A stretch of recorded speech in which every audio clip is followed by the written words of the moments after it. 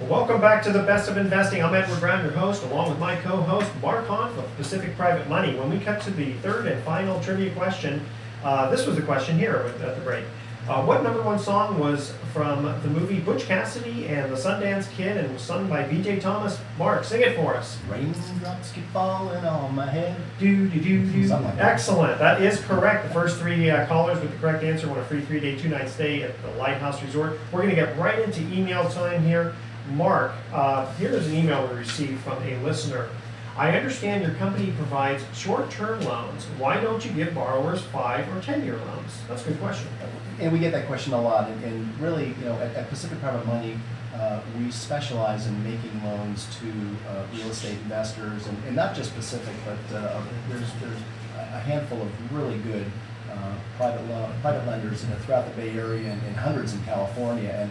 But it's generally considered, by its nature, it's a short-term loan. We're talking about private individuals who are putting up their savings into one of these loans, and maybe now more than in prior years, because I think there are companies out there that over time have made privately funded loans for longer periods than say 2 or 3 years, which is usually the maximum that we go out.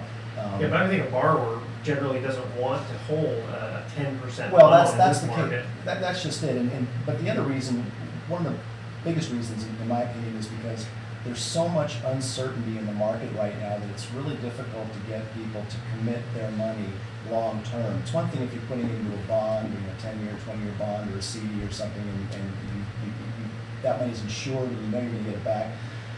People's horizons right now their vision's pretty short, and so to lock that money up for 5 or 7 years, there's what if inflation comes back, and what if prime rates are like they were in the early 80s, they're 18%, and you're stuck, quote unquote, in an 8% paying private loan when private money rates maybe in that market are now 20%. Well, yeah. So here's the thing: is if you get a high rate and you say, great, I want to lock this in as an investor, and for 10 years. But the borrower goes ahead and refinances when rates drop. Well, then they get refinanced out anyway. Yeah, and quite frankly, the demand right now for loans, the type of loan applications we're getting are mostly short-term anyway. More than half of the loans we fund today are for short-term uses. They're to buy, fix, and flip real estate. Yeah, but you do have prepayment penalties or minimum guarantees for the investor. Yes, we do. Yeah, because otherwise, what happens is the borrower might be able to refinance in 30 days, and that doesn't help your client. But they're generally short-term loans to buy, fix, and flip real estate. Although we are making loans to people who are collecting property, because quite frankly, you can borrow at 10%, you can borrow at 11 or 12% in certain markets where the value of the real estate has gone down so much that you can buy income property, and the rents are so strong that even with say a 65% hard money loan paying 10 to 12%, you still have positive cash flow. So yeah. in those cases, we are making 2 or 3 year loans, but generally not longer than that, again, for the reasons we discussed. It's just the pool of people in our stable of investors who are willing to go out 5 to 7 years. I mean, I may be able to do 1 or 2 here and there, but they're just usually, they're just harder to fund because not that many people are really interested in going out that long. So the sweet spot right now is like between 12 and 36 months. So that's the easiest loan to get as a borrower. And I've known you for quite some time now, and I can attest to your honesty. So I think it's a good idea for you to give out your phone number and website again, not only for potential borrowers, but also potential investors. Absolutely. We have 2 types of clients, our borrower clients and our investor clients. And we're based in Nevada, which is in Marin County, and you can find us 2 ways. One, of course, the web. We got PacificPrivateMoney.com for borrowers, and we have a new investors website, which is PacificPrivateInvestments.com. We decided to separate it into 2 because we've got a different message for both sides of the coin. Phone number? Our phone number, 415-883-2150. That's 415-883-2150, Monday through Friday. Okay, we still have Stephen and Mike in the studio here. And Stephen, you were going to tell us about a story about an estate. Well, right. I for many years, I worked closely with estates and probate attorneys to handle those kinds of problems. And they are some really wild problems. One estate's attorney had told me about 2 sisters that fought over the blue glassware. What was it worth? It was worth maybe $40. They spent Oh my over gosh. 6 months, $40,000. Was it just that much sentimental value? Or were they Who trying to knows? punish You know, each other? I'm always amazed when a parent dies and those kids. You know what, in that case, the attorney And should have every- given them $40 and bought new She glassware. did. She did. That's basically what she did. Convince the one sister to trade the Oriental rug, and she offered to pay them. After the $40,000 was Well, no, spent. she did it before, but they wouldn't do it. Oh, okay. It's not that uncommon in divorces for that to happen Yeah. too, where people are fighting over the two statues they brought back from Africa that are a set. And they Oh, don't want yeah. to break up the set, they could each take one, but then they spend more money on that than on much more But I'll bet, important in a things. divorce, I can imagine that be it the husband or wife, whatever, is trying to, if I know you want it, then I'm gonna make sure that that's something I get. Well, estates, it's Stephen again, but estates are a little bit different.